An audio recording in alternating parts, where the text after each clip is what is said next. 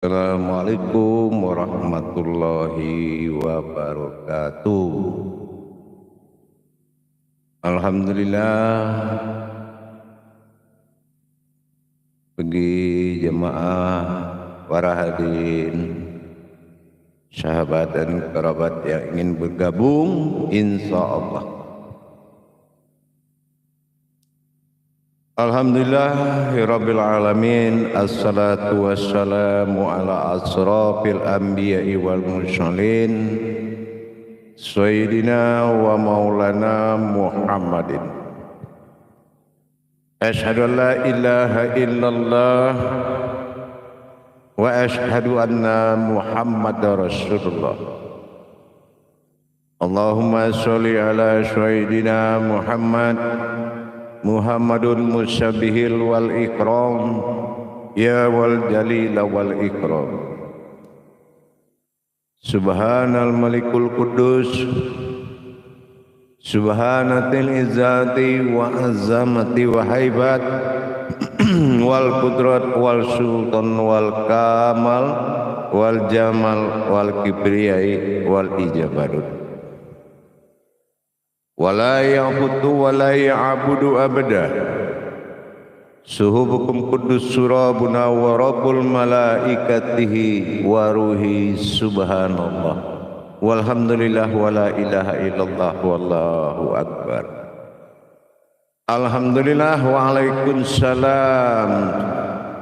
Suyoko sahabat kerabat jamaah, insyaallah alhamdulillah.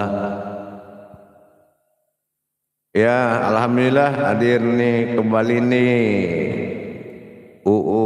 Utari. Waalaikumsalam. Wassalamualaikum Buya. Waalaikumsalam. Semoga sehat selalu, insyaallah, amin. Alhamdulillah.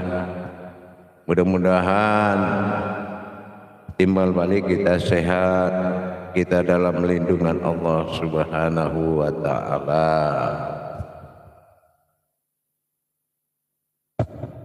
Kalau mati ini mana?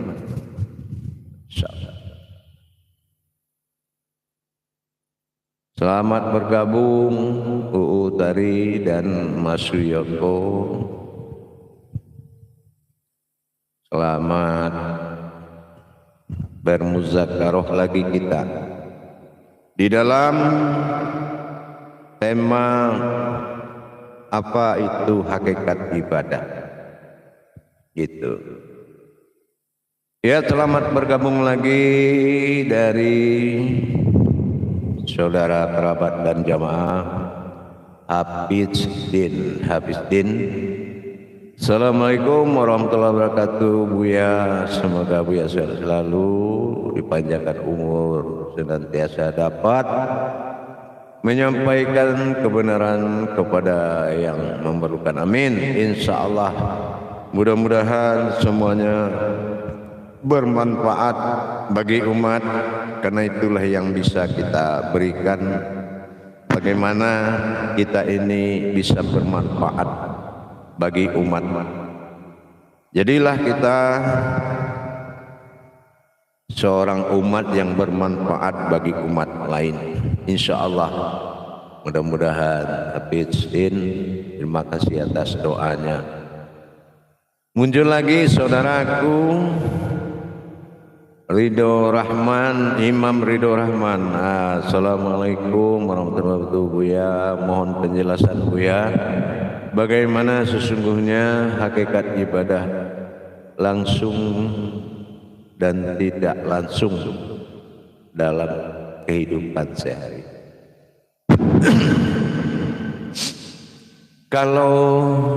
Waalaikumsalam warahmatullahi wabarakatuh. Kalau kita berbicara mengenai ibadah itu sudah pasti tuntutannya adalah hakikat. Tuntutan ibadah adalah hakikat, yaitu marhalah muqarabah, yaitu perbuatan rohani. Nah, perbuatan rohani ini kita lihat dulu makomnya. Kita lihat dulu makomnya. Ini makom sholat atau makom kehidupan sehari-hari. Dia ada perbedaan dan ada tajalli yang merubah makomnya. Nah gitu. Umpamanya ibadihi wa ibadullah. Kalau ibadihi itu ibadah diri. Tapi kalau ibadullah itu ibadah amaliyahnya. Ya, amaliyah dilengkapi dengan rukun dan syaratnya, syariatnya. Nah, itu ibadullah. Karena sudah beribadah ke tingkat asma. Nah, kalau ibadullah, ibadihi itu ibadah diri, ibadah kehidupan. Ya, ibadah kehidupan. Nah, ini ada makom-makomnya. Nah, ini ada makomnya. Jadi kalau kita umpamanya melaksanakan ibadah, contoh kita ambil makom sholat. Kalau makom sholat itu sudah pasti kita harus wajib mengetahui batasannya, mana batasan amaliyahnya dan mana batasan ruhaniyahnya. Karena kata amal dan ibadah ini memiliki sumber yang berbeda. Amaliyah marhala fil jazadiyah, ini suatu perbuatan baik yang dilakukan oleh jasad. Nah, sementara ibadah ini adalah marhalah muqarrabah, yaitu perbuatan ruhani. Nah, jadi kalau kita sudah tahu batasan tadi, itu pun mengerjakan ibadah itu, tajalli ibadahnya dengan tajalli amaliyahnya, ini beda dalam pelaksanaan. Ya, ini beda. Ada kewajiban amaliyah dan ada kewajiban ibadah atau di kewajiban jasmaniyah dengan ruhaniyah.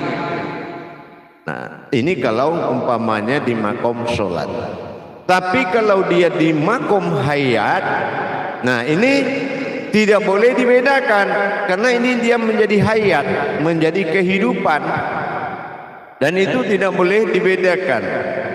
Ya. Nah, kalau umpamanya makom hayat, nah ini jasmaniyah ini adalah wujud dari ruhaniyah. Nah, ini di makom hayat, kodratnya adalah ilmu. Nah, jadi kita harus tahu batasannya.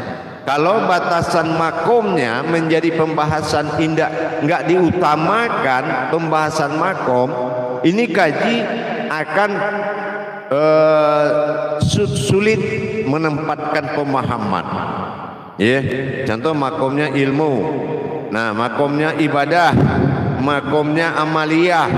Nah, jadi kalau umpamanya hadirat dan kaum muslimin muslimat dan jamaah, kalau ingin bertanya, tetapkan makomnya dulu, sampaikan makomnya. Di makom sholatkah, di makom kehidupan atau hayatkah, atau di makom ilmu? Ini amal ibadah akan membahasakan beda. Nah, itu ya, membahasakan berbeda gitu. Jadi kalau di makom hayat, kodratnya ilmu. Jadi amal ibadah ini adalah batasan, ya. Tidak ada lagi batasan kalau dia di makom hayat. Nah gitu. Ya, Allah fil zahiru wallahi fil batinu. Jadi amal ibadah. Apa amal memandang, apa ibadah itu yang memandang. Nah, kita beribadah memandang sesuatu yang melihat. Tapi kalau kita amaliyah, kita melihat. Terus yang kita lihat kita sampaikan kepada kodrat yang berhak, itu ibadah. Dan memelihara kodrat tersebut itu ibadah. Itu termasuk sudah ke ibadah yang berlanggengan dengan diri kita. Nah, beda kita membahas sholat.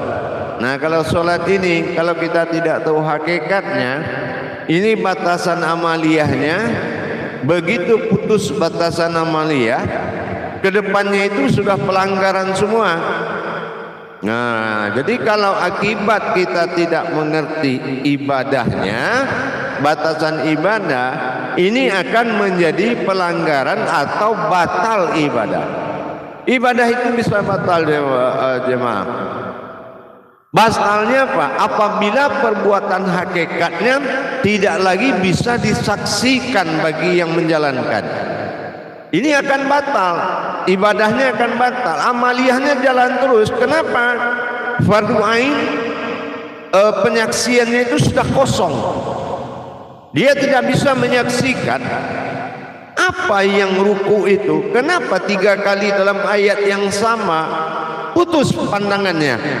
Berarti putus ibadah, tinggal amaliyah, yaitu perbuatan baik yang dilakukan oleh jasad.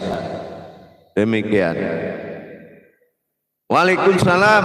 Assalamualaikum warahmatullahi wabarakatuh. Buyam bergabung dari Patli nih, dari Patli Talu, Kecamatan Talamau, Pasaman. Ya, alhamdulillah. Waalaikumsalam. Patli, selamat bergabung dalam rangka mengenal hakikat ibadah. Nah, berikut datang dari Nasir Muhammad. Nah, ya Nasir. Assalamualaikum warahmatullahi wabarakatuh. Ya, waalaikumsalam. Insyaallah ikut menyimak. Alhamdulillah, silakan. Baik, lanjut dengan saudara kita Agus, ya. Ya, saudara kita Agus Pau, ya. Mohon bimbingan, terima kasih. Ya, amalkan apa yang doanya dapat terkabul, ya, dari Pulau Jawa, ya. Insyaallah, insyaallah Jawa Tengah, insyaallah, ya. Jadi kalau yang dikatakan doa, apa doa ya yang bisa terkabul itu, ya, doa seperti apa doanya yang cepat terkabul? Doa itu ada 3, ya. Pertama, bersifat amaliyah, dilakukan oleh jasad, namanya hajat. Hajat, ya. Hajat itu dilakukan perantara jasad. Perantara jasad, ya.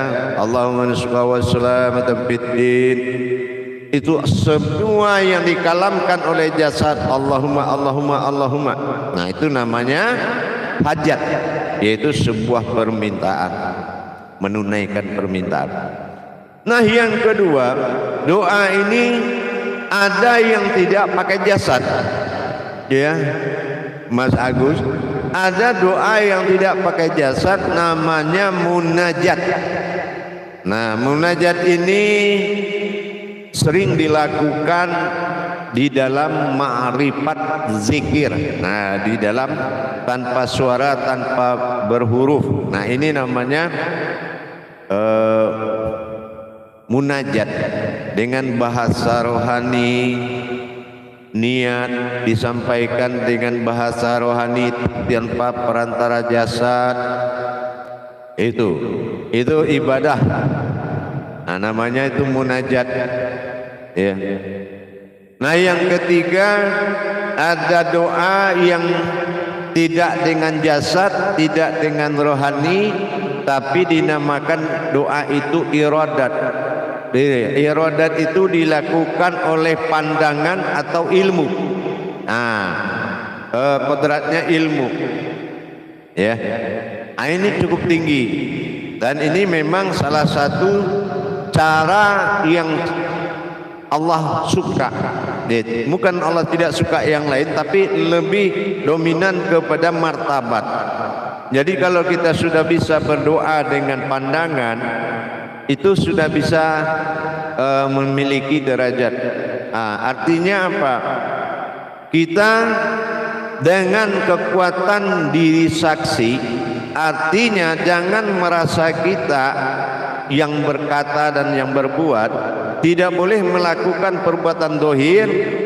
Kita pandang apa yang kita inginkan, dan kita menyaksikan wujudnya, melihat apa yang kita inginkan. Nah, jadi bukan kita memohon dengan kodrat, tetapi memohon berdoa dengan pandangan. Ini tingkatnya iradat, ya. Ibadahnya namanya iradat, ya. Iradat itu kodratnya ilmu. Jadi kita memohon, nasta'in Nah ini wa iyyaka nasta'in, wa ia adalah qalbi, ya. Nah wa iyyaka dan menyempurnakan nur ta ibadah ain pandangan. Nah bagaimana kita menyempurnakan pandangan kita dengan pandangan nasta'in, maka kita menyaksikan wujud Allah, melihat apa yang kita perlihatkan dalam pandangannya. Hidup. Boleh kita memohon dengan pandangan, tapi kita harus punya kemampuan menyaksikan Allah, melihat apa yang kita perlihatkan. Nah ini makomnya iradat. Kalau iradat itu memang harus kita benar-benar belajar, benar-benar harus belajar dalam makom iradat tadi. Jadi kita betul-betul belajar sehingga kita bisa sampai kepadanya. Kenapa? Dalam hakikat yang berdoa, ya, sama dengan kita beribadah. Beribadah itu kan menyaksikan fardu ain. Nah berdoa juga seperti itu. Makanya sholat dan doa itu nggak bisa dipisahkan. Karena sholat dengan doa itu juga, kodrat doa itu sholat, ruhnya sholat doa. Nah gitu, ruhnya sholat itu doa. Jadi kita harus bisa, kalau kita memandang, maka janganlah merasa kita yang memandang, tapi wujud pandang memperlihatkan apa yang kita inginkan kepada wujudnya Allah, dan kita menyaksikan wujudnya melihat atau melihat apa yang kita perlihatkan. Nah ini namanya pensaksian. Tetap aja menyaksikan namanya. Nah itu doanya insya Allah bisa cepat. Memang tingkat tinggi, tetapi itu bisa cepat. Demikian, mudah-mudahan bisa dipahami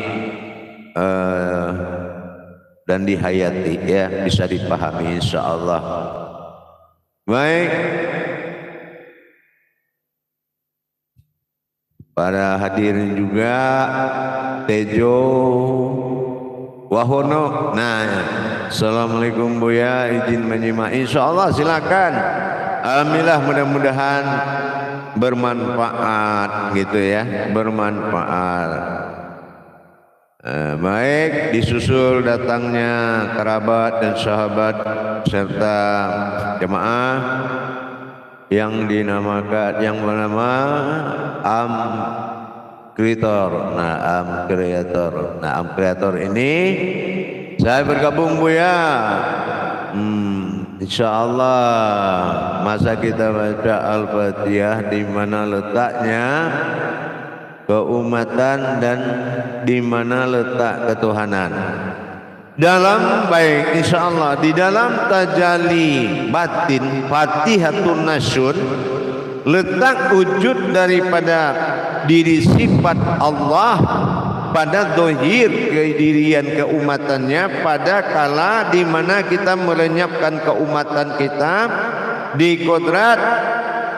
Jadi siratal ladzina an'amta alaihim, sirat tersiratkan atau lenyapkan, ya, lazi sifat kemanusiaanmu, nah maka aku, an adalah batin, am yang terlihat, ta'ala adalah Tuhan, ihim berkodrat diri. Sirnakanlah kemanusiaanmu, maka aku adalah wujud batin yang terlihat, yang berkodrat Tuhan berupa diri.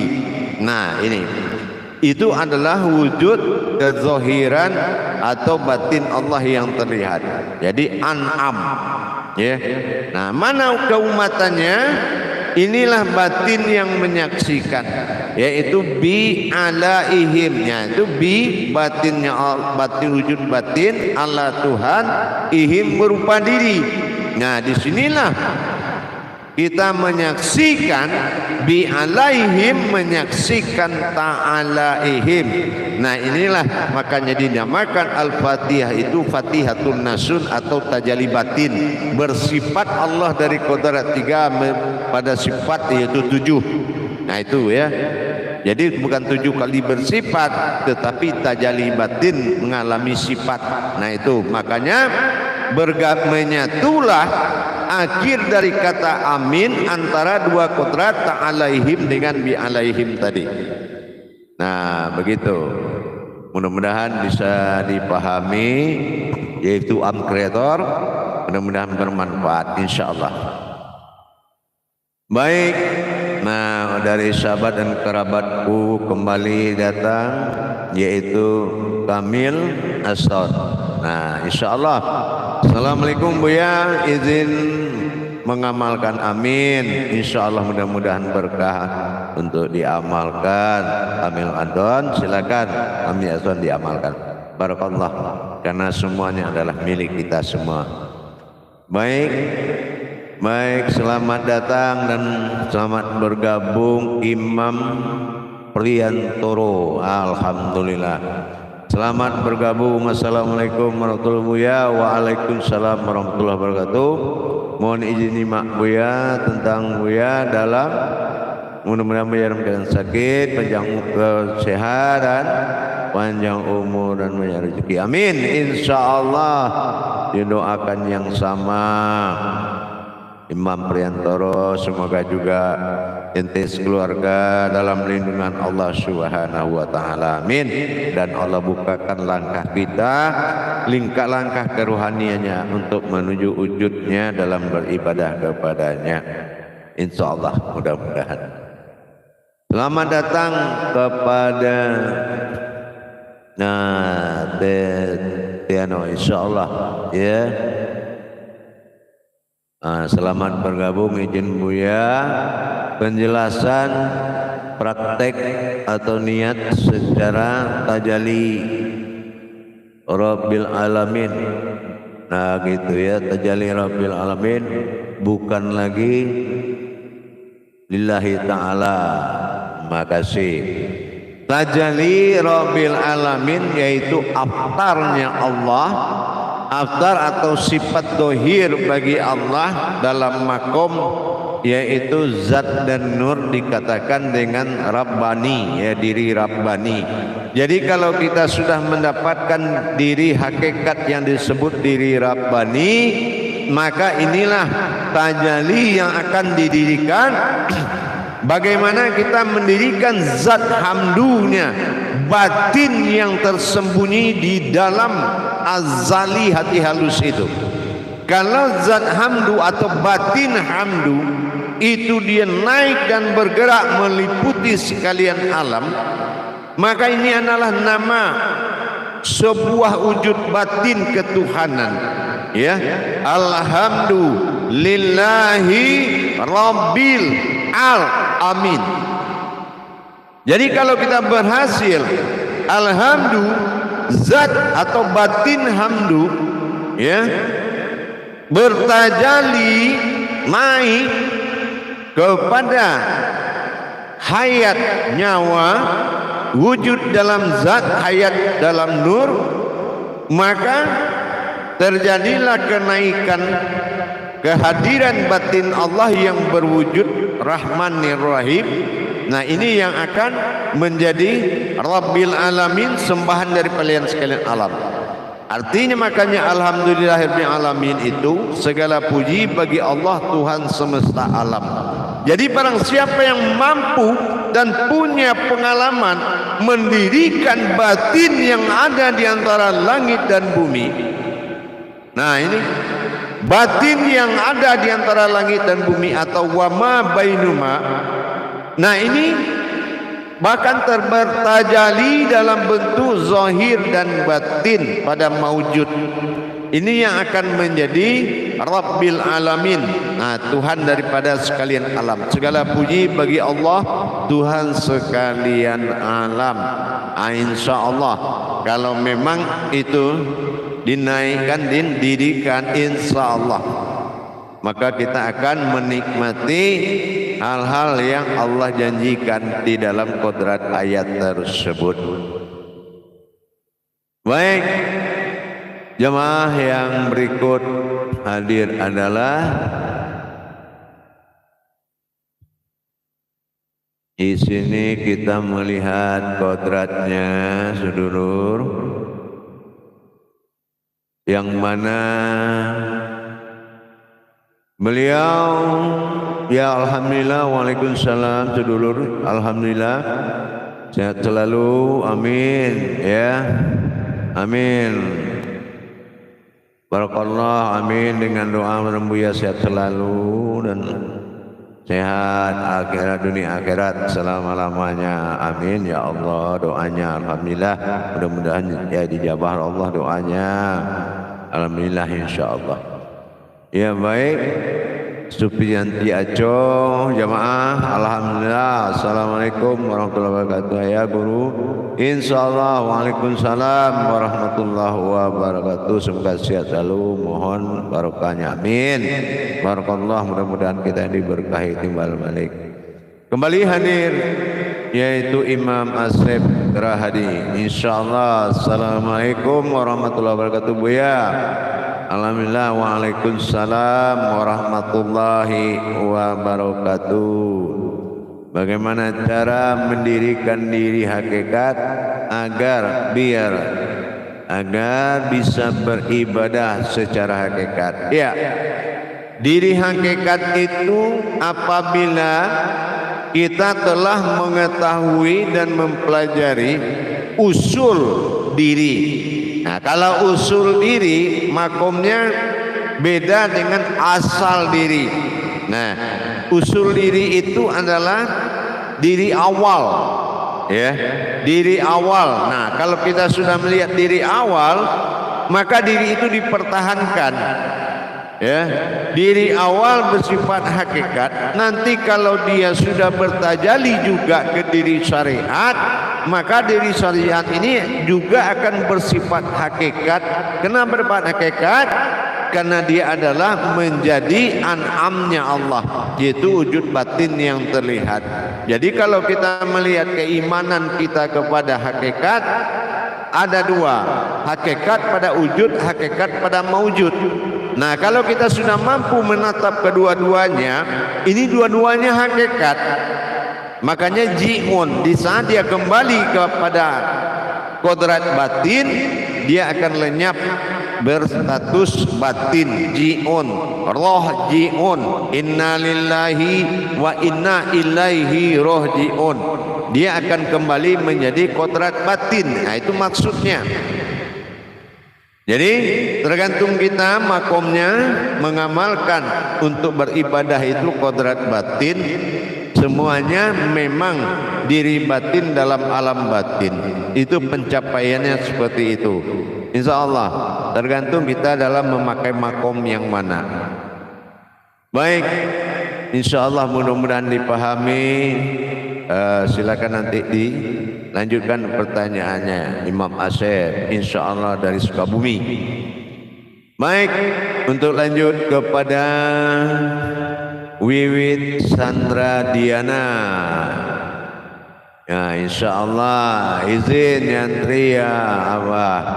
Semoga Allah selalu merahmati kita semua. Insya Allah, insya Allah. Amin.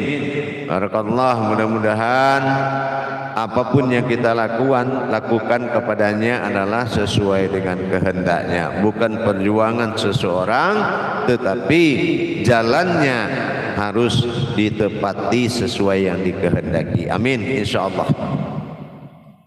Baik jamaah, berikut para hadirin dan hadirat semuanya, kaum muslimin dan muslimat. Berikutnya kita lihat kepada, nah gini dinamakan dengan juz alam, ya. Nah, juz mami. Apa ini juz mami? Ya. Assalamualaikum warahmatullahi wabarakatuh. Buya, waalaikumsalam warahmatullahi wabarakatuh. Sehat selalu. Minta penjelasan yaitu pencerahan tentang alhamdulillah dan lillah. Nah, sekian buat masa ini. Iya, alhamdulillah adalah suatu batin Allah, ya.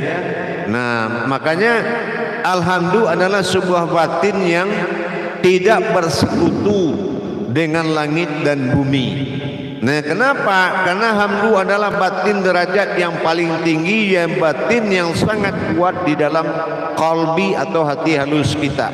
Ya, makanya kalau batin itu naik, semua alam ini akan bertaubat kepadanya. Alhamdulillah berjalan, Rabbi menguasai. Amin adalah aku, atau dikatakan amin ini dalam bahasa tasawuf aku, ya, aku. Jadi begitu dia menguasai kita, maka tobatlah seluruh alam. Apa tobatnya? Rabbana lakal hamdu. Nah, benar enggak? Min usamawati wa milu ar. Nah, benar enggak?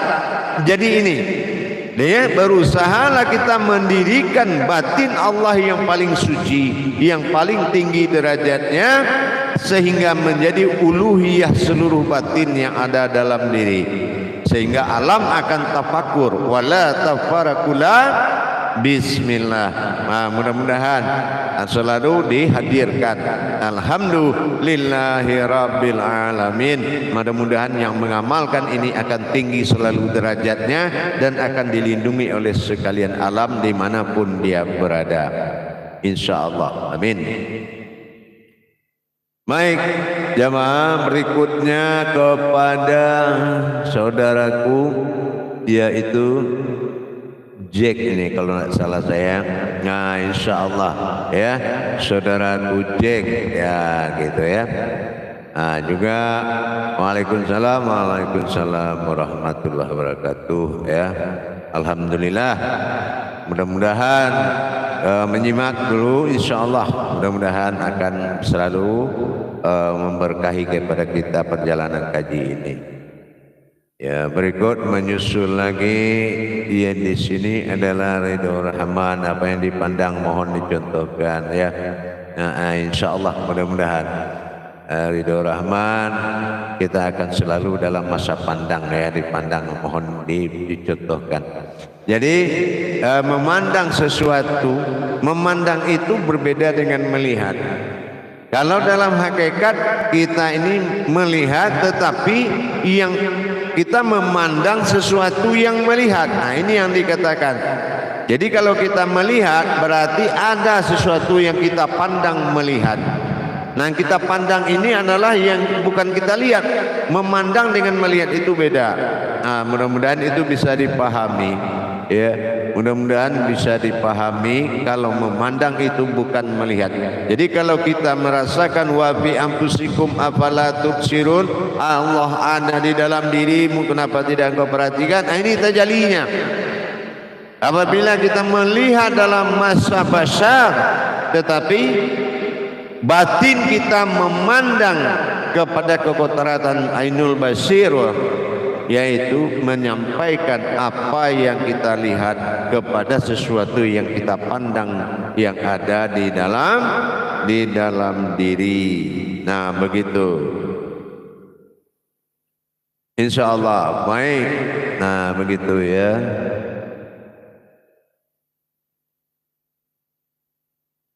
Baik, berikut selamat bergabung, ya. Nah, selamat bergabung kepada saudaraku Nasalurman, ya. Nah, gitu, ya. Sabirman, insyaallah. Assalamualaikum Buya. Waalaikumsalam warahmatullahi wabarakatuh. Selamat bergabung dulu. Insyaallah, alhamdulillah bergabung kita di dalam pencerahan tentang ibadah, gitu, ya, tentang pencerahan ibadah. Imam Asep. Nah, Rahadi, mohon pencerahanmu, ya, tentang hakikat dari tasbih subhanallah. Nah, hakikat tasbih subhanallah. Hakikat tasbih subhanallah lebur ayat dalam nur kepada zat lebur ke dalam rasa aras. Nah, disitulah ayat lebur kembali menjadi nur. Nur akan membakar hadas yang ada di sekitarnya. Itu marifatnya. Insyaallah mudah-mudahan bisa bermanfaat. Begitu. Baik, berikutnya kepada saudaraku juga ya. Di sini benar-benar kita mengimani apa kodrat yang bertajalli pada diri kita ya, yaitu sebuah wujud sebuah wujud kepada diri kita insyaallah.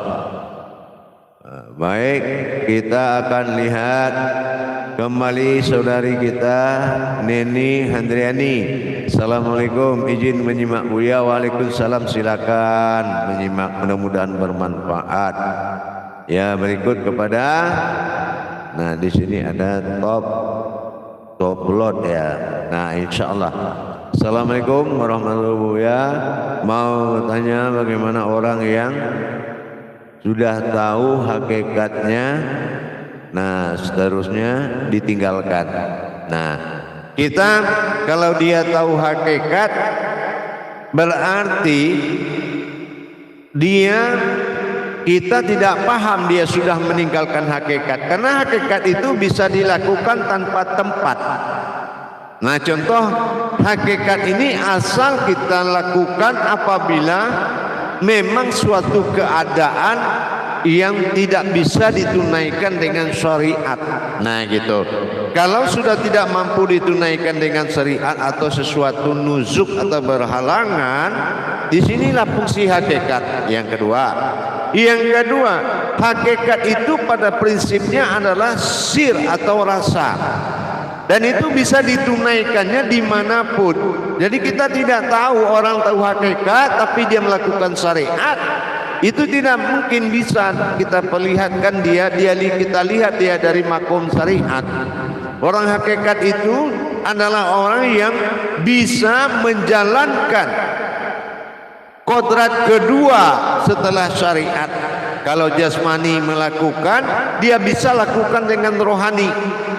Nah, kita tidak tahu nih dia apa bisa melakukan atau tidak. Mungkin dengan satu alasan. Tapi kalau alasannya itu tidak benar, nah mungkin hakikatnya itu juga tidak benar. Tapi kalau hakikat yang benar, itu dia pasti menjalankan alasannya dan diterima oleh Allah. Begitu taksud, insyaallah. Baik, dilanjut kepada Eman ngantuk. Nah, selamat lagi hadirnya. Insyaallah mudah-mudahan dalam pensaksian dan bersaksi. Kalau dalam ibadah hanya menyaksikan yang ibadah menurut jalannya, bagaimana itu Bu ya? Iya, Eman ngantuk. Jadi macam ini. Kalau contohnya Sholat itu adalah alam saksi, fardu ain. Nah, apabila kita bisa menyaksikan seluruhnya, tentunya bukan hanya dalam pandangan, tetapi dalam kodrat juga begitu. Dalam kodrat juga, ya. Kita harus tahu kodrat sholat, menyaksikan kodrat sholat dan menyaksikan perbuatan wujud dalam sholat tadi. Jadi kalau pensaksian ini memang nyata, fardu ain, fardu wajib ain menyaksikan, ini yang dikatakan khusyuk. Kalau kita menyaksikan sama kayak kita melihat sesuatu wujud, itu tidak bisa kita melihat siapa yang melihat.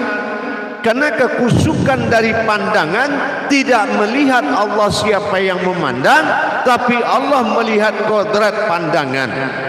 Ya, itu yang dikatakan ainun sabitah. Kodrat diri manusia ainun sabitah ini adalah alam pandang atau kodrat pandang atau diri pandang. Makanya kita bisa memandang depan, muka, belakang, atas, bawah, apa yang ada di sekitar kita. karena diri kita memang kodratnya adalah ainun sabita atau diri yang memandang. Nah gitu. Jadi kita harus benar-benar mempelajari hakikat dari kodrat diri itu, insya Allah, mudah-mudahan. Baik, mudah-mudahan bisa dipahami. Insya Allah pada jemaah sekalian, silakan menuliskan tulisan-tulisannya, insya Allah.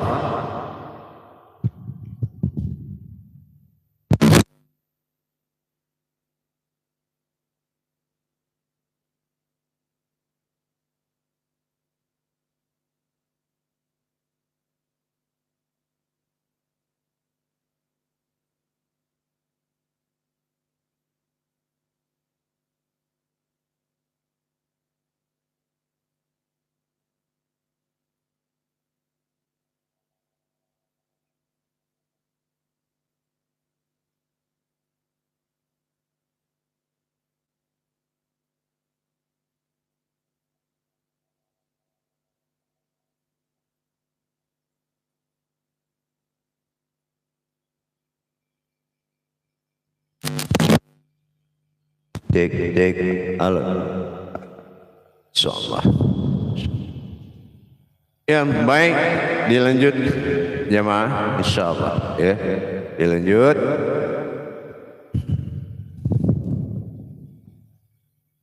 Alhamdulillah. Jadi dengan melakukan suatu kodrat pandang, nah ini kita harus benar-benar mentajalikan pandangan itu, artinya hanya kodratnya sendirilah yang mampu menghadap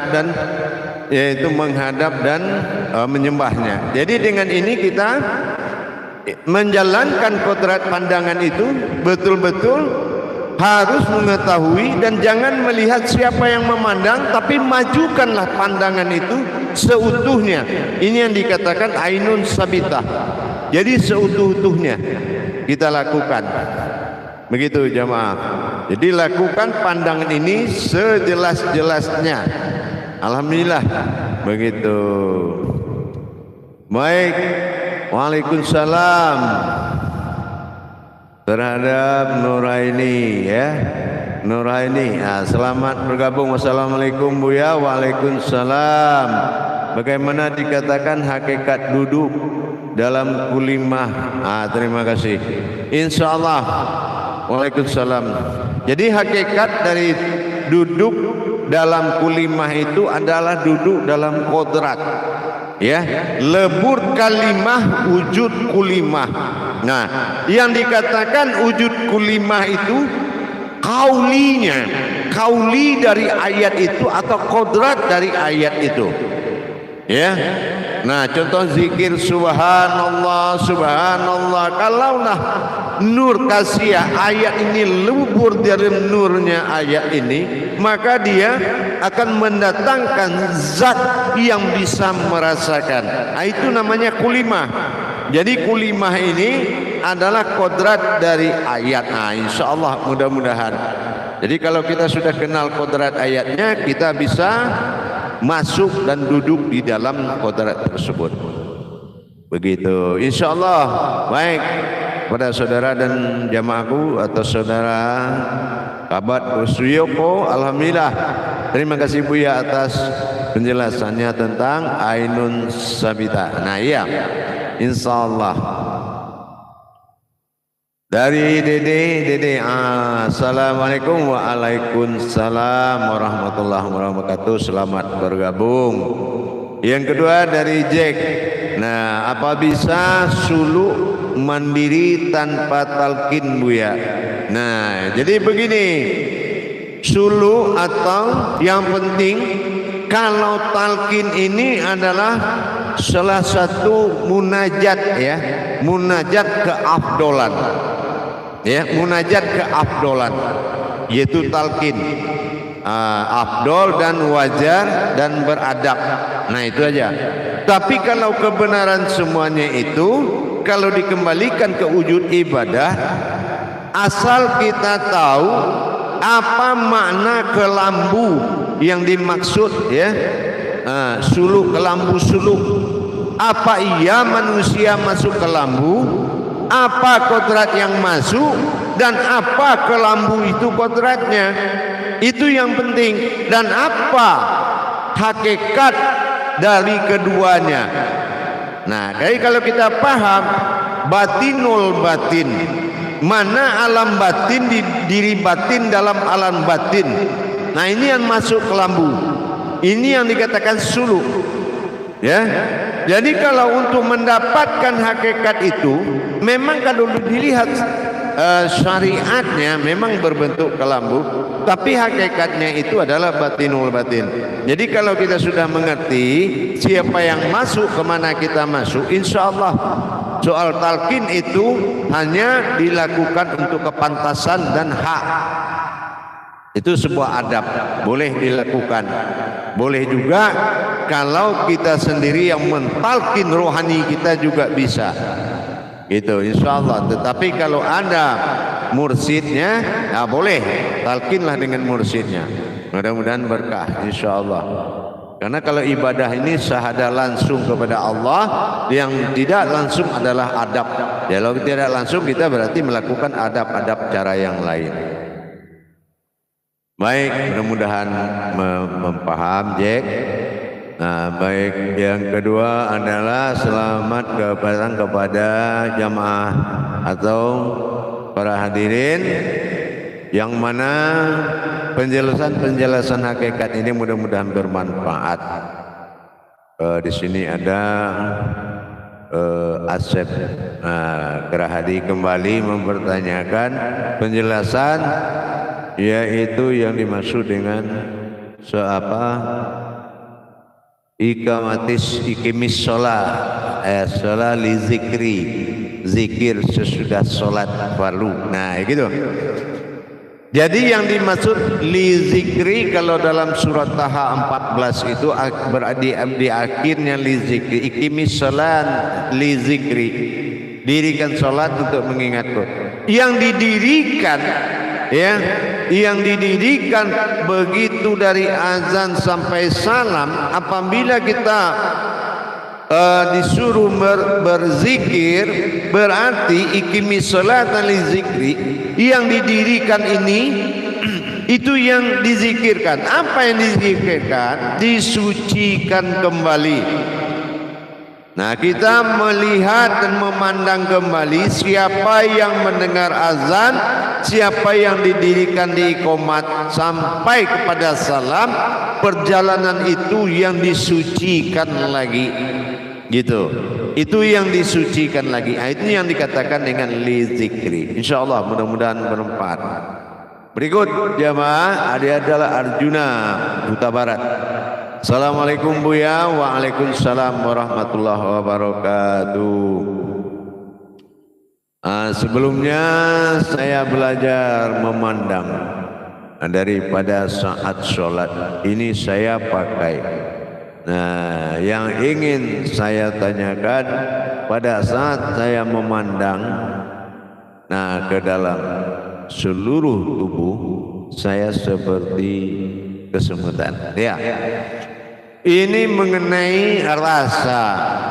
Jadi kalau kita sudah masuk ke dalam alam pandang, jadi alam pandangnya begini, Arjuna Huta Barat. Jangan kita dulu membuka mata sebelum masuk ke alam pandang. Apakah alam tempat kita berpijak ini sudah memenuhi syarat sebagai alam pandang, yaitu alam batin yang berdiri, sudahkah berkodrat diri batin? Nah, kalau sudah berarti kabira walhamdulillahi katsira wa subhanallahi bukratan wa asila. Nah, ini dia. Apakah sudah Allahu Akbar kabira walhamdulillahi katsira wa subhanallahi bukratan wa asila? Sudahkah kita berdiri pada alam kabir yang sila betul-betul menjadi tempat kita berdiri? Nah, satu. Kalau dalam pensaksian mata batin kita dalam sholat, alam saksi tadi kita merasakan kesemutan, itu adalah gejolak hadas. Gejolak hadas atau dikatakan bercampurnya kodrat, masih ada kemanusiaan yang harusnya dinapiskan, terbawa dia ke dalam atau berdiri pandangan dalam pandangan. Ini akan membawa getaran, gitu, teguran atau getaran. Masih terbawa sedikit pandangan lain, tidak mutlak memandang kepada wujud yang luput dalam wujud, sehingga maujud adalah suatu kodrat yang nyata. Ini tidak tersampaikan.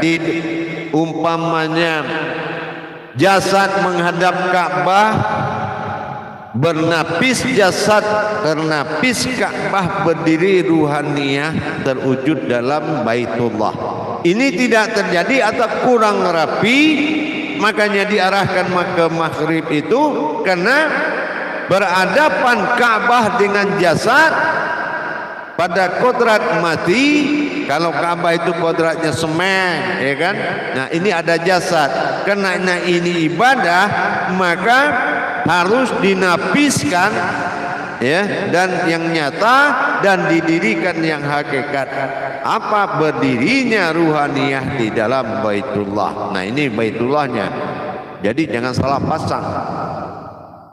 Begitu. Jadi inilah dikatakan alam pensaksian nanti, bagaimana menapis ibatkan, gitu. Baik. Lanjut kepada saudaraku Riana Aulia. Assalamualaikum Buya. Waalaikumsalam. Nih, saat takbir pertama apakah mensaksikan Allah itu sendiri atau mengetahui yang sebenarnya, yang kebesarannya? Takbir pertama itu adalah ihram, sahadah ahad. Di situ telah berdiri sebuah wujud, ya, berdiri sebuah wujud yang mana wujud ini akan bertajalli al-fatihah, fatihatun nasun kepadanya, baru dia berdiri menjadi diri sifat. Nah, diri sifat inilah terbentuknya nanti di alam al-fatihah, mana bi alaihim dan ta'alaihim yang saling menghadap dan menyembah tadi. Jadi bukan di berdiri tadi adalah ketunggalannya yang didirikan, yang akan nanti dihadapi oleh di sifat al-fatihah, gitu. Jadi itu yang berdiri itu adalah ketunggalannya, ya. Makanya Allahu. Nah, kalau disolatkan Allahu, kalau dizikirhu Allah, kalau solat Allahu, Allah itu adalah aku. Nah, ini ketunggalannya, ya.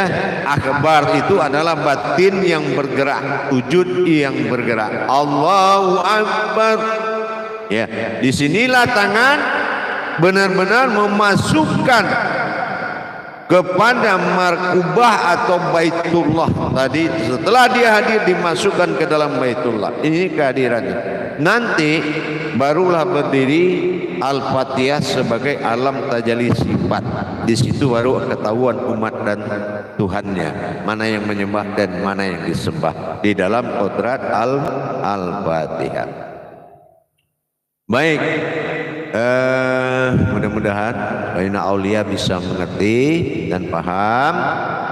Yang berikutnya adalah kembali ke Eman Ngantuk. Tanya lagi nih Buya, saat takbir pertama apakah manusia, ya, apakah manusia mensaksikan Allah itu? Tadi sudah dijawab tadi, insyaallah, ya, sudah dijawab. Di takbir pertama itu adalah ihram, itu diri rahasia, ram itu wujudnya satu, itulah sahadat ahad.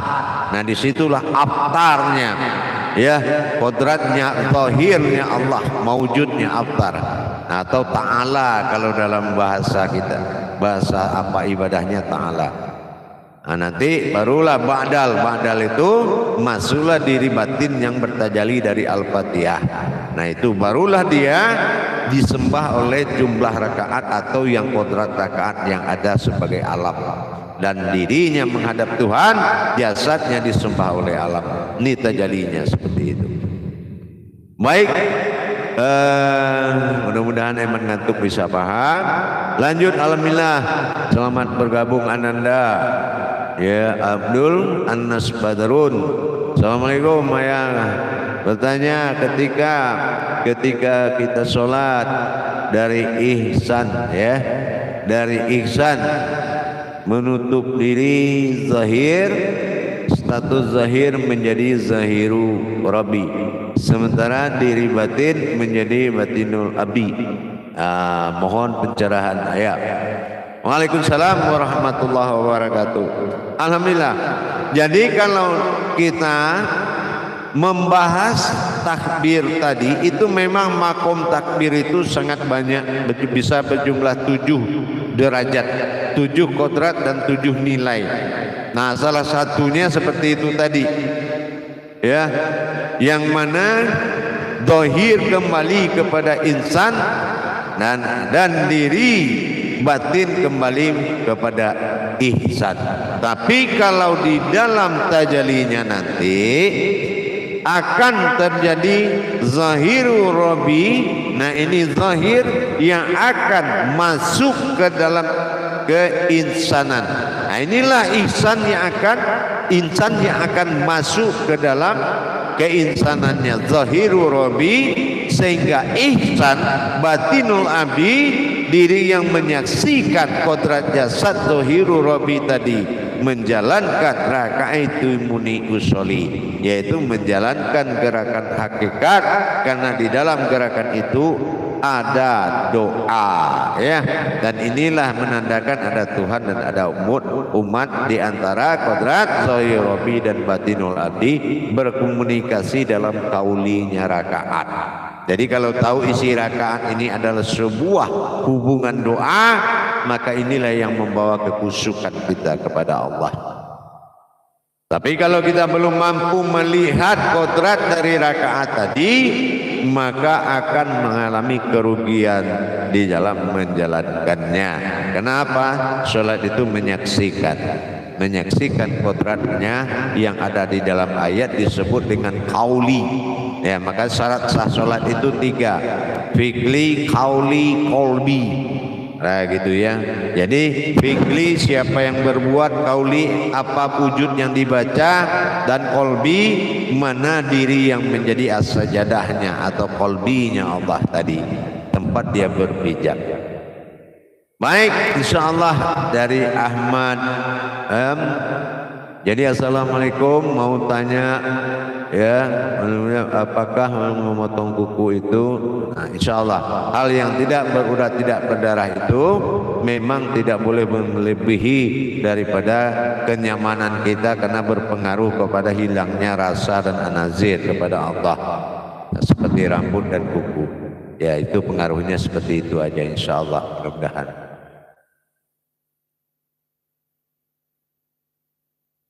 Dan berikut kepada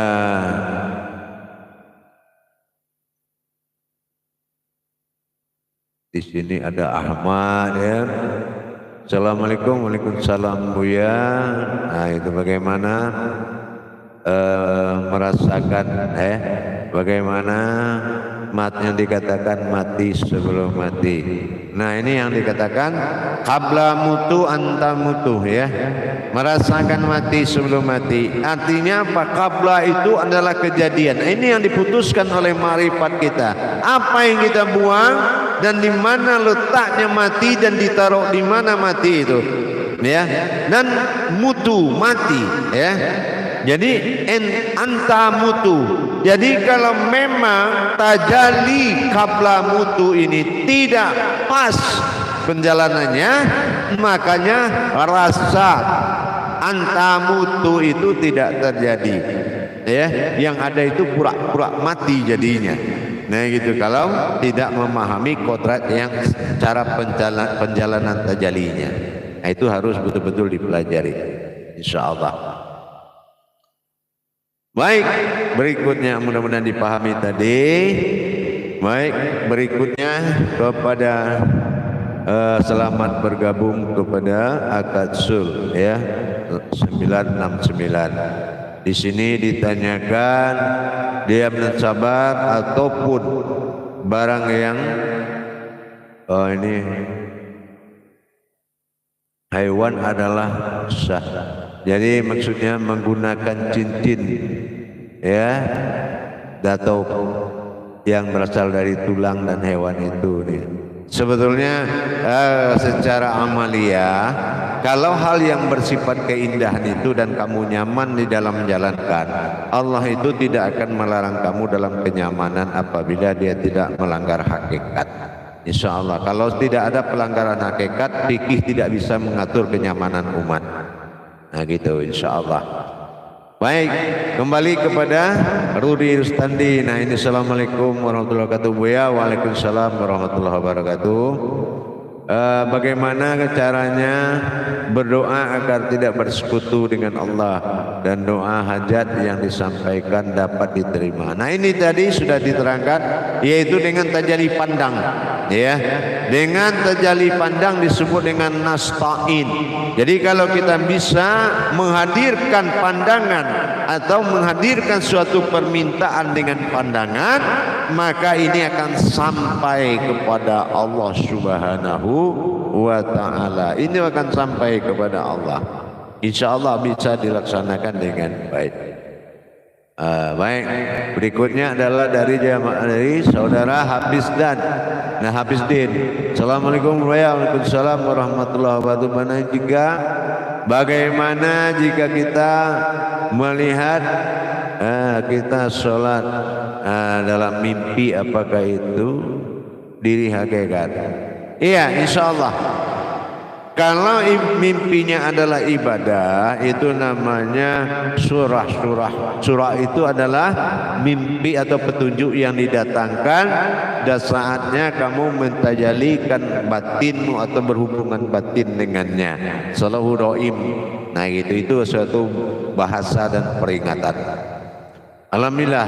Berikut kepada saudara Muhammad Sakit nih jamaah, insyaallah. Assalamualaikum warahmatullahi wabarakatuh. Ya, waalaikumsalam warahmatullahi wabarakatuh. Alhamdulillah hadir nyimak, semoga sehat dan selalu ya. Amin. Silakan, mudah-mudahan berkah. Alhamdulillah kembali kepada Eman ngantuk. Nah, tanya lagi Buya, saat ruku apakah Allah memandang diri ke hambanya? Jadi sholat itu adalah penyaksian yang kita saksikan perbuatan aftar pusat nyata bagi Allah dengan ba'dal hakikat Allah yang tidak nyata. Perbuatan zahir aftarnya dengan zahir dengan batin abdalnya. Jadi kalau dikatakan ruku ini adalah sebuah perbuatan, ya, sebuah perbuatan tahmid, ya, tahmid mengulang ayat yang sama 3 kali tetapi kodratnya tidak sama. Nah, tahmid pertama itu subhana rabbiyal azimi wa bihamdi, itu kodratnya itu beda dengan kedua dengan ketiga. Kasah wa kasasah. Kasah seseorang memperlihatkan sifat kelalaiannya kepada Allah.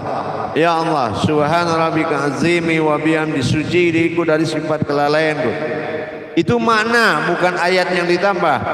Yang kedua, wakasah, itu adalah seseorang mensucikan dirinya dari sifat mempersekutukan Allah. Yang ketiga, wakasasah. Nah, wakasasah ini adalah seseorang mensucikan dirinya dari sifat yang tidak pernah bersyukur kepada Allah. Nah ini, dan yang pengakuan kesalahannya dan mohon kesuciannya ini yang didengar oleh Allah. Sami Allah, aku dengar.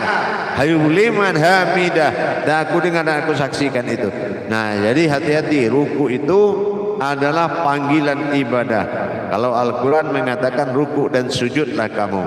Tapi tidak dikatakan berdiri dan duduk karena makomnya ilmu, harus dipahami. Kalau ruku dan sujud makomnya ibadah. Alhamdulillah dari bergabung yaitu Tahir. Nah gitu ya, Tahir. Assalamualaikum Buya, ikut menyimak semoga insyaallah. Waalaikumsalam, silakan. Alhamdulillah, mudah-mudahan berkah. Ada juga di sini kembali ada Wildan Imam. Nah Wildan, assalamualaikum. Mau tanya Buya, mohon penjelasannya tentang wujud dan maujud. Nah gitu. Dikatakan wujud dan maujud atau titik tiga dalam huruf sin itu, di huruf sin tadi ada wujud. Wujudnya, maujudnya itu titik tiga, tapi titik itu kodratnya satu. Ya, nah kalau kita bisa melihat wujud ada, wujud dia berkodrat, dan maujud dan dia berbentuk. Nah itu. Wujud ada, wujud berkodrat, maujud dia berupa, ya berupa. Nah ini juga harus paham. Jadi kalau dibawakan ke kaji pemahaman hakikat diri, wujud Allah pada batin, wujud Muhammad pada rohani, maka maujudlah Adam pada ruh nurani. Nah gitu ya, nurani, rohani dan rabbani. Nah ini katakan wujud maujud, tetapi itu juga sama namanya wujud satu. Nah gitu ya, satu dia tiga dibilang satu. Jadi kalau ada titik tiga, bagaimana kita mengatakan titik nomor satu, nomor dua, nomor tiga? Tapi kita harus tahu isi daripada titik tersebut, insya Allah. Berikut dari saudaraku Awengku Awang, ya. Nah Awangku Awang. Assalamualaikum Buya, terima kasih pengkongsiannya. Amin. Insya Allah mudah-mudahan berkah. Ya, mungkin mudah berkah insya Allah. Ya, berikut kepada Nur Azizan. Assalamualaikum Buya, izin bertanya bagaimana caranya agar sholat kita bisa khusyuk. Nah bisa khusyuk. Sholat itu khusyuk itu ada syaratnya 4. Ya, 4 syarat khusyuk itu. Pertama iman. Apa yang dikatakan iman? Yang dikatakan iman bukan imannya tidak kuat, tapi yang dikatakan iman apa yang diimani dikala berdiri. Nah, ini apa yang kita imani? Kenapa kita bisa berdiri? Yang berdiri yang apanya ini? Yang kedua ada yang diimani dikala ruku. Yang ketiga, nah itu dinamakan imannya adalah Islam. Yang pertama kodratnya iman, artinya mengimani sesuatu yang ada di dalam gerakan tadi atau ayat. Nah yang kedua Islam. Islam ini bukan agamanya, Islam ini din. Din itu bisa dal alif nun. Dal memperjalankan alif Allah nun hayat. Bagaimana memperjalankan hayatnya kepada Tuhan kembali, bagaimana memperjalankan hayatnya kepada Dia. Nah ini gerakan bagaimana memperjalankan diri, sama itu Islam yang kedua. Nah yang ketiga ini kita harus bisa dikatakan berkodrat. Nah gitu ya, berkodrat atau berkauli. Nah berkauli itu. Jadi kalau apa yang dikatakan kauli itu, kita bisa melihat apa yang kita baca. Jadi kalau kita tidak bisa lagi memandang apa yang kita baca, tinggal ayat. Nah dalam sholat ayat harus lebur menjadi kauli. Nah kauli atau dikatakan munajat, nah, atau kauli. Jadi tidak dibaca lagi wujud tulisannya, tapi sudah membaca kodrat yang ada di dalam tulisan itu. Nah, yang keempat adalah ma'rifat. Ma'rifat bukan melihat di dalam sholat, tetapi menyampaikan kodrat itu dengan berbisik. Sudah tahu nggak kita berbisik ke siapa? Nah ini wayatalatop, bagaimana menyampaikan dengan lemah lembut. Nah itu harus dikaji, ya. Jadi harus dikaji yang 4 perkara tadi. Insya Allah mudah-mudahan bermanfaat. Baik, berikut kepada saudara kita yaitu Sungkal, ya.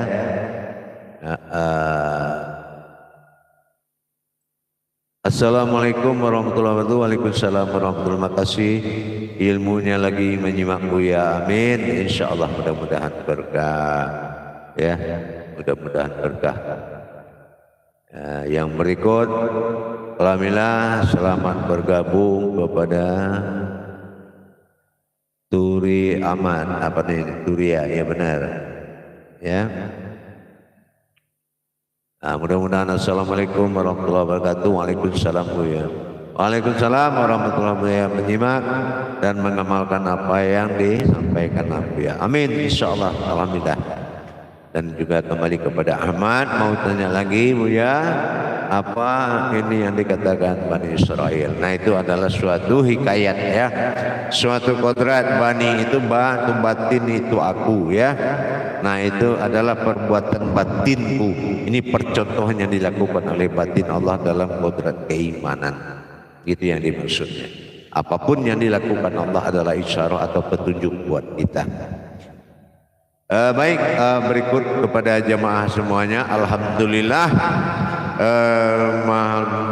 untuk melakukan apa hakikat dari semuanya itu adalah perjalanan tajalli kodratnya. Asal kita memahami hakikat dari sebuah ibadah, maka kita sudah mendapatkan keberuntungan di sisi Allah. Kenapa? Allah hanya berjanji kepada orang yang bisa mendapatkan. Allazina yu'minuna wa bil ghaib wa yuqimunas shalah wa mimma razaqnahum yunfiqun. Jadi kalau kita gagal mendapatkan hakikat dari perbuatan syariat, ini janji Allah tidak akan terjadi pada kita. Ya, janji Allah tidak akan terjadi kepada orang yang tidak beruntung di dalam sholatnya. Ya, tidak dia mendapatkan nilai hakikat gitu dari apa yang diperintahkan dalam kemenangan. Kalau hanya menjalankan dengan jasad, itu Allah tidak meridhoi perbuatan ibadah dengan jasad, tapi lakukanlah dengan amaliyah, dan itu ada batasannya. Tetapi kalau ibadah marhalah muqarabah, dan ini perbuatan ruhani, dan ruhani ini harus bergerak, ya, jangan nanti jasad bergerak rohaninya enggak bergerak. Gitu, insyaallah paham. Baik, Imanur, nah, selamat datang bergabung semuanya insyaallah pada Imanur. Assalamualaikum warahmatullahi wabarakatuh. Izin bertanya Buya, apakah dalam sholat pada kodrat yang berdiri sama dengan ruku, sujud, dan duduk? Nah, ya. Jadi dalam tajalli ra'aiti muni usolli, solatlah kamu seperti aku solat, melihat aku solat, kata Rasulullah. Ini adalah tajalli daripada kodrat batin, ya, kodrat batin ahadahnya Allah. Jadi tidak ada perbedaan yang ruku, yang duduk, dan yang sujud. Itu adalah wujud dari sebuah batin Allah. Makanya pada duduk akhir, kenapa ada kalam assalamu alayka ayyuhan nabi wa rahmatullah. Nah ini menandakan, ya, bahwasanya duduk akhir itu tumbadil. Tumbadil itu tidak boleh diberi nama siapa yang duduk itu, melainkan wujud batin ta'ala itu sendiri. Karena tajalli batin pada alam batin, alam kabir, nama alam batin sholat, diri wujud sir yang ada di dalam alam batin tersebut. Jadi perbuatan batin Allah, tajalli batin Allah kepada wujudnya sendiri dalam pensaksian ainun sabitah, yaitu diri yang bersaksi. Jadi tidak ada perbedaan duduk, ya, tidak ada juga perbedaan berdiri. Baik, insyaallah kita kembali melihat kepada Wildan Imam. Assalamualaikum warahmatullahi wabarakatuh ya Buya. Waalaikumsalam warahmatullahi wabarakatuh. Nah, apa yang dimaksud dengan pandangan itu adalah tujuan, ya. Nah, gitu. Pandangan adalah fardu ain atau pensaksian. Jadi kalau kita belum bisa mendapat pensaksian dari seluruh perjalanan ini, maka kita belum dikatakan mendapat ibadahnya. Itu baru mendapatkan amaliyahnya. InsyaAllah. Berikut kepada Hafiz Din. Assalamualaikum warahmatullahi wabarakatuh Buya.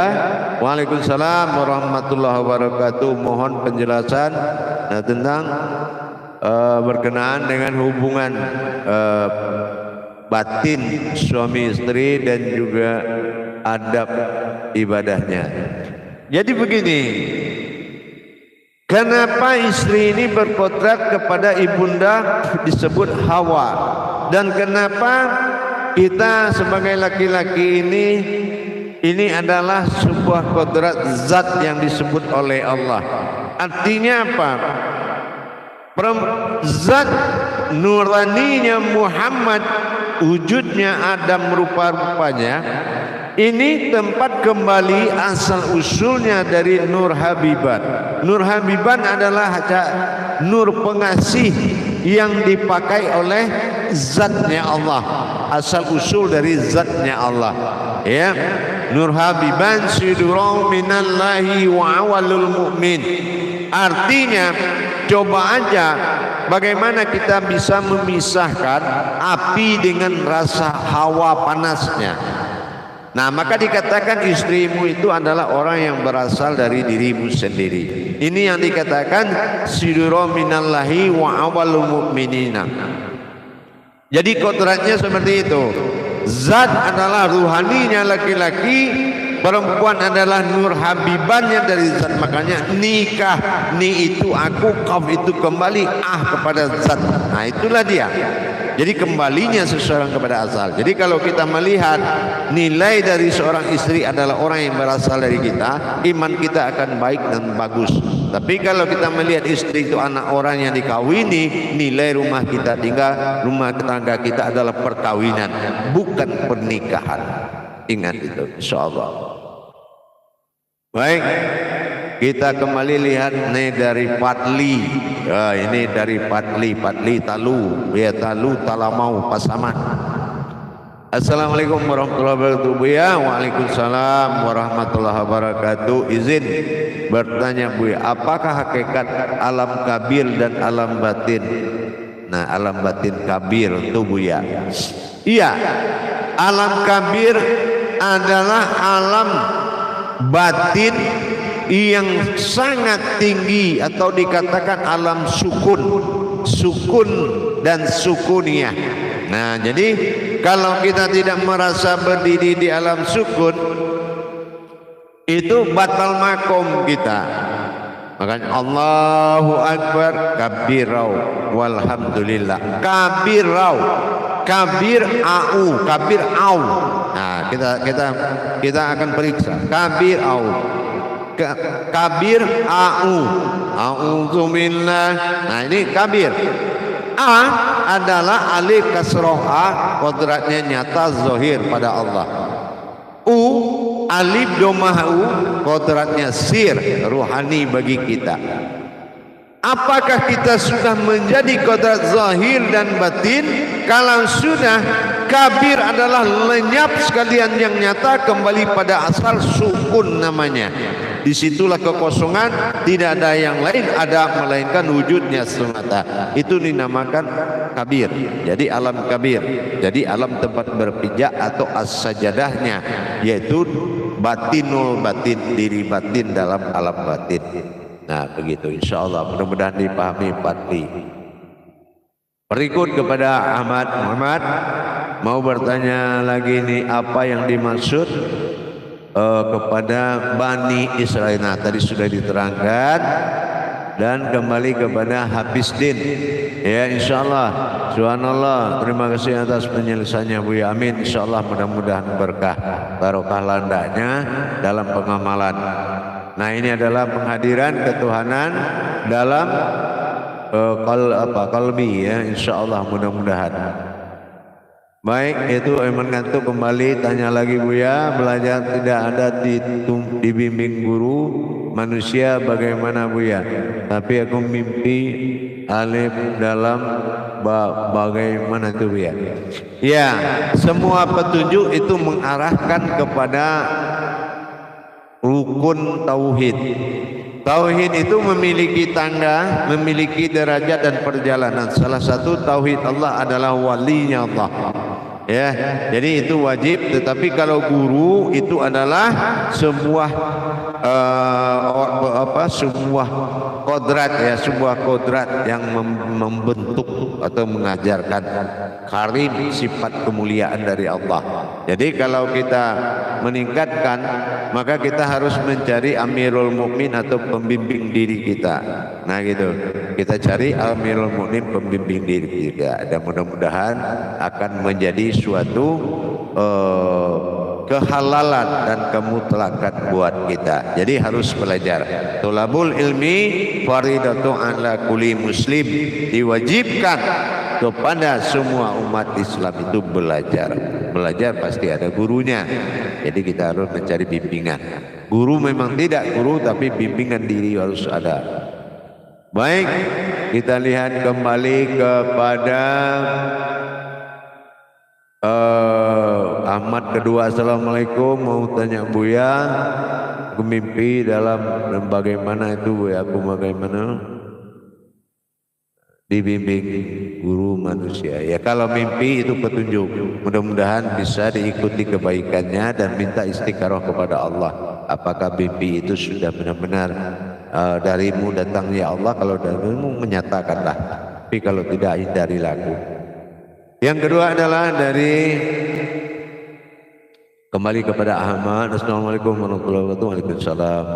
Mau tanya lagi, apa ciri-ciri masjid? Nah, insyaallah kalau kaji tauhid bagus kita kaji kepada wujud Allah aja. Jangan semua makhluk kita kaji dulu, karena tema-tema kaji kita ada.